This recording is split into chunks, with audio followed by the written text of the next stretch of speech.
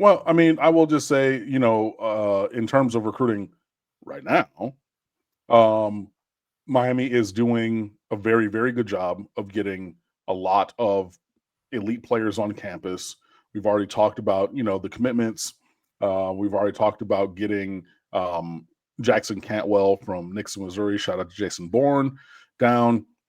Um, oh man, I just had this kid's name.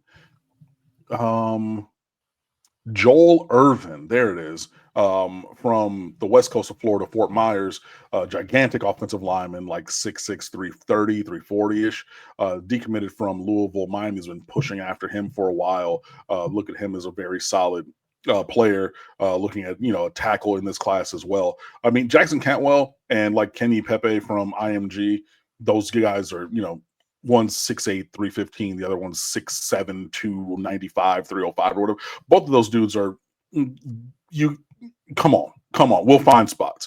But you're looking at Joel Irvin and everything. So he is decommitted from Louisville finally. We'll see where he goes. There's a lot of there's like a Johnson kid from Tampa Berkeley Prep. He JJ is his initials. I forget his actual name, but he's a gigantic offensive lineman as well. Who you're looking at to bring in. There's been a lot of running backs coming down. I know that we did just get Javian Mallory's commitment, but you had Favor Akey from Ohio. You have Henry Olinger from Ohio. You have the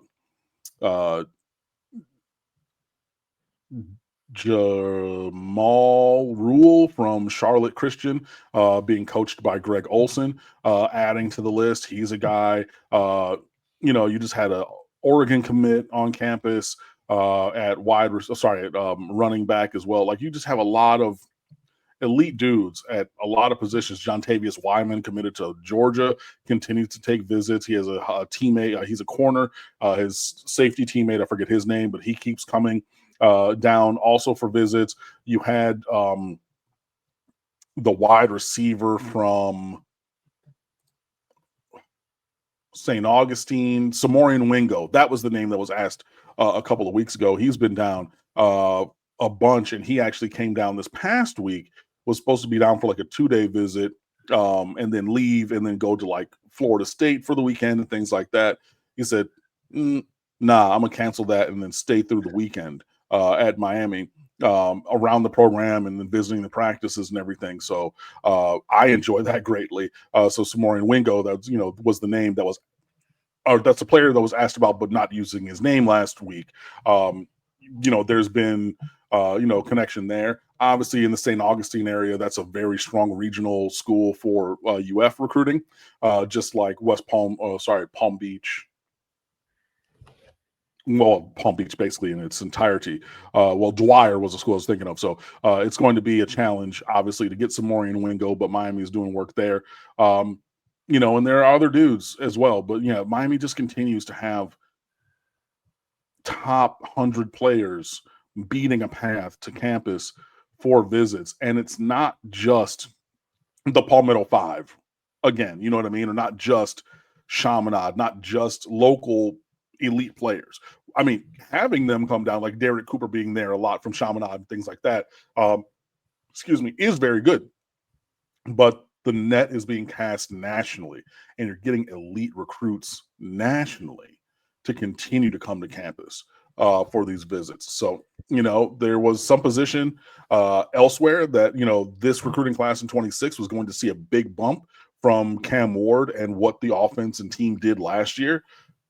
I was skeptical of that at first, but through this part of the cycle going into, the late spring, summer, I think that we're seeing positive movement there. There's just been a preponderance of elite prospects coming on down the road to see Coral Gables, and that's going to continue. And Javari Flowers from Miami Northwestern, the highest ranked 2025 unsigned player, who was a 26 player, but he reclassified up. He's currently down for his official visit. He's committing somewhere next Monday. We'll see what happens with him, because he reclassified up, but obviously he's still in high school. He's not, enrolling early. So I don't know. I mean, I would definitely take Javari Flowers. I think that, as a nickel slot defender, which is a starting position, by the way, and as a return man, which is a starting position, by the way, I think that he can have immediate value for this roster. Miami spent so much in the portal and in recruiting in the secondary. It would be an easier pill to swallow, especially financially, if Javari Flowers was still in the class of 2026. But he is still a Miami caliber player, and obviously we have him on campus for an official visit right now. So we'll see where that one goes. The top of Florida State's board has a number of players that hail from locations, at least the first two, that it would seem would be within Miami's reach, that Miami would have some interest. Yeah, I mean, Tadarius Hughes, that's a guy that Miami is continuing to recruit. Ephraim White, the wide receiver, is not really a name that's been on our board too much, nor Darrell Bell. But yeah, they're, our players committed all over the place that Miami continues to go. Tama Tapalui was committed. He's from Mater Dei. He was committed to Oregon, decommitted the other day. He's visiting this weekend. USC is pushing very strongly, of course, because he goes to Mater Dei. Like USC, for all those schools, back in the early 2000s, they nicknamed those schools with like USC nicknames. It was like Mater Dei, US Sarah for the Sarah where Adoree Jackson went, not the J Sarah or Bosco that Uyangalele went to. No, the other one, the red and blue team. So, but if you're a star player at those schools, you go to USC. So it's understandable they're trying to get back to that. But he's visiting Miami this weekend. So too is Chris Henry Jr., son of the late great Chris Henry from West Virginia, who is being raised now by Adam Pac-Man Jones and his family after his former teammate had passed away some years ago. He is committed to Ohio State, but as a 5-star wide receiver, he's coming down to Miami. Again, this is a player that he has visited Miami when he was an underclassman, had a strong early interest in Miami. Miami has continued to be connected with Chris Henry Jr. and getting him on campus and everything. So that's just another instance of an elite player committed elsewhere that Miami is still going to pursue.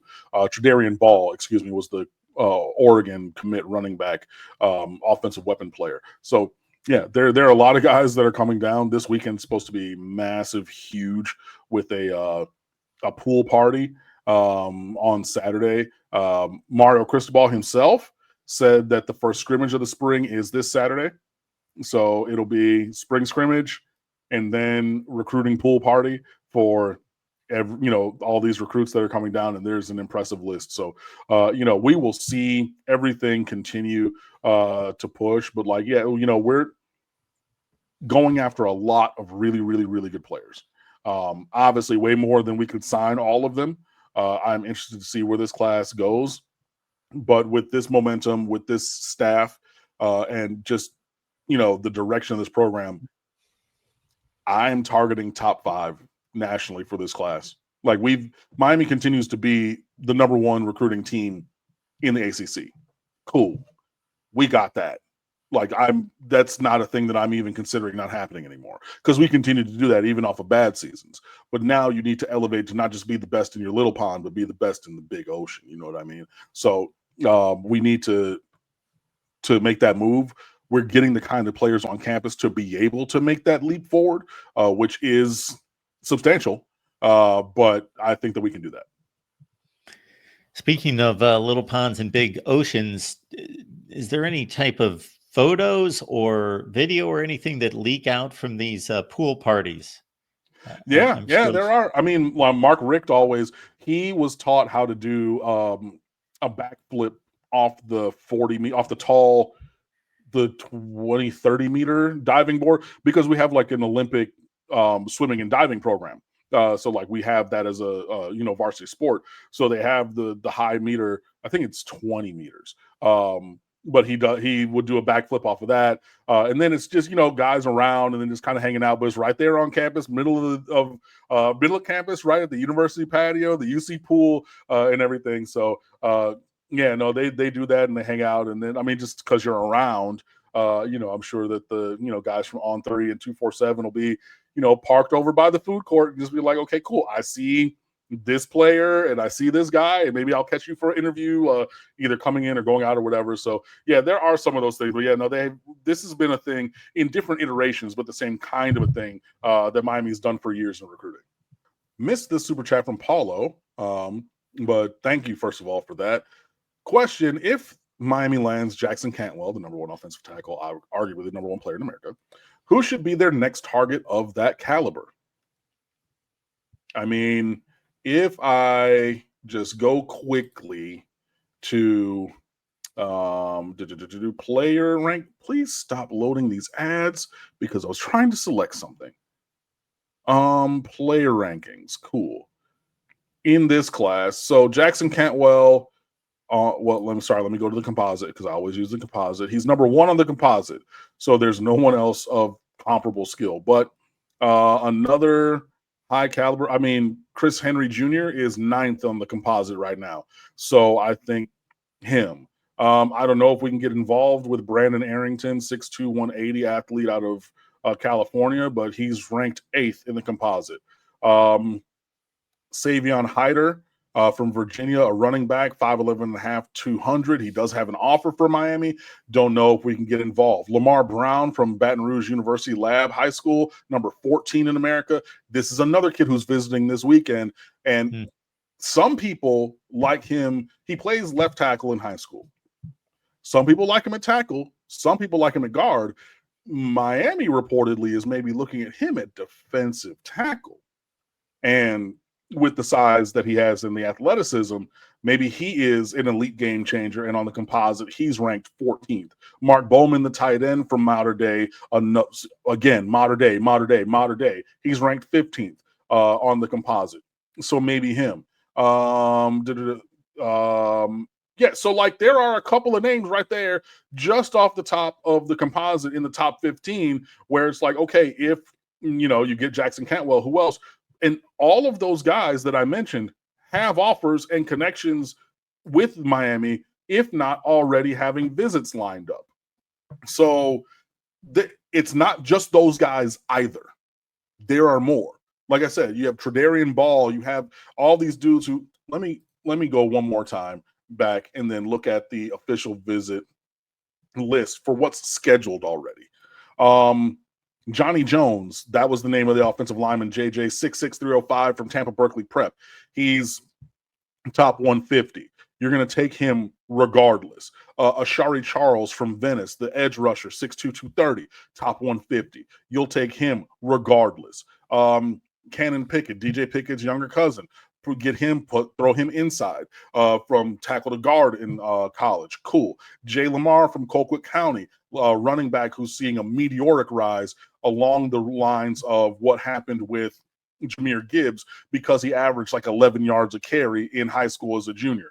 Cool. That's a guy that you would go after. Blake Stewart from Woodward Academy in Atlanta. That's a guy that you would take regardless. Luke Sorensen, the tight end from Anaheim Servite. Shout out to Anaheim. That's where your boy was born. Take him anytime. Justice Fitzpatrick, Minka Fitzpatrick's younger brother, who family moved where? Fort Lauderdale. So he goes to what school? St. Thomas Aquinas. He has an official visit. You'll take him, and his brother. James Johnson, one of the top offensive linemen in America. He lived on the west coast of Florida. He moved to Miami. What schools he attend now? Miami Northwestern, over there on 71st Street. Excuse me, because Central is on 95th Street. I don't know why Northwestern is south of Central, but I digress. But he's a 5-star talent. So you'll take him. I could keep, oh my God, Hezekiah Kent from Brunswick, Georgia. This guy is 6'5 and a half, 300 pounds, playing tight end. I personally, you don't even need a cheeseburger to move from tight end to tackle. Eric Winston played tight end in high school.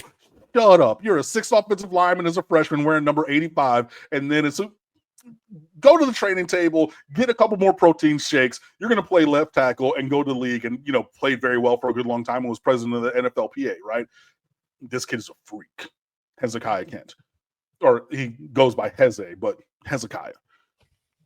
That kid that everybody in America wants, go look up his film. Heze is the first name. Kent, like Clark Kent, is the last name. I've mentioned him on here before. Stupid. It doesn't make sense that a man that big moves like that. But he has an offer and has taken visits and has an official visit. I could continue going down the list. There are plenty of guys of elite caliber. I haven't even gotten to any 3-star, whether it's proprietary on 247 or on the composite. All these names I've mentioned, 4 and 5-star. Every single one that I've mentioned so far, right? Breck College from IMG, 4-star. Braden Robinson, speed receiver from Red Oak, Texas. This kid can fly. He's 5'8", 160, but you offset that because he has legit 4.4 speed as a high school junior. I think he's ran almost 10 flat in the 100. This is a guy who you have coming in for a visit. Joel Irvin, fine. He's a 3-star. He's a little underrated. Trust and believe he's not going to end up anything lower than a 4-star. Chris Henry Jr., Lamar Brown, Derek Cooper, Booby Feaster, Ethan Feaster from DeSoto, Texas, the wide receiver. He's still on the board. Chauncey Kennan from Sarasota Booker, arguably one of the best, if not the best cornerback in this class, has a visit. So I say that to say, no matter where you look at what level of the team, offense, defense, there are elite players already listed with official visits. And I didn't even talk about, so many dudes throughout the course of this section or the course of this podcast that Miami is pushing for. This is what I'm talking about elevating the caliber of players who are coming through the door. And with all of that talent being interested in Miami and making multiple unofficial visits and then coming down for officials, firmly this needs to be a top 5 class.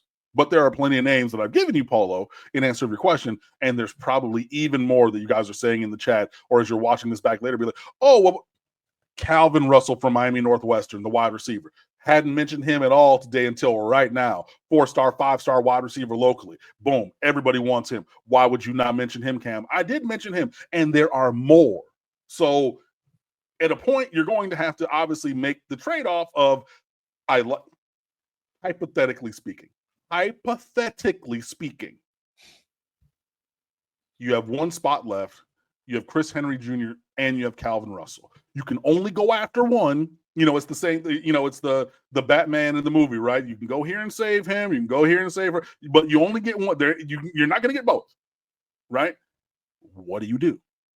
Is there a wrong answer? I don't really think so, because both players are 4-star, 5-star elite. Now, all things being equal, yeah, I would lean towards the local guy, but Chris Henry Jr. in modern day, like, this is like a him guy. It's not just like it's not saying Calvin Russell or random 3-star from Tacoma, Washington. Like, you're talking about 2 elite players, but you can only get one. There's going to be decisions like that to be made in this class. And I'm giving you so many names and so many positions. We're like, yeah, we're going after them, but at a point, we're going to have to differentiate between a 9.3 and a 9.1 and letting that 9.1 maybe leave. But yeah, there are plenty of names out there if we land Canwell who should be their next target of the caliber. But the good thing is, with every one of the names that I listed to you in answer to this question, Miami's already targeting all of those players, has already offered all those players, has already gotten all of those players to come down, or very soon to come down for unofficial visits. And most of them, if not all of them, have official visits already scheduled. So it's not just about Jackson Cantwell. And I get it. It's just, I get your, asking the question to, push the conversation. But like, if you get him, who else? We're already working on him and many other else's. So that's just kind of a quick snapshot of things. But that also is why I'm targeting top 5 nationally for this class, because this is the kind of caliber of talent that Miami's connected with. And that's what it needs to be.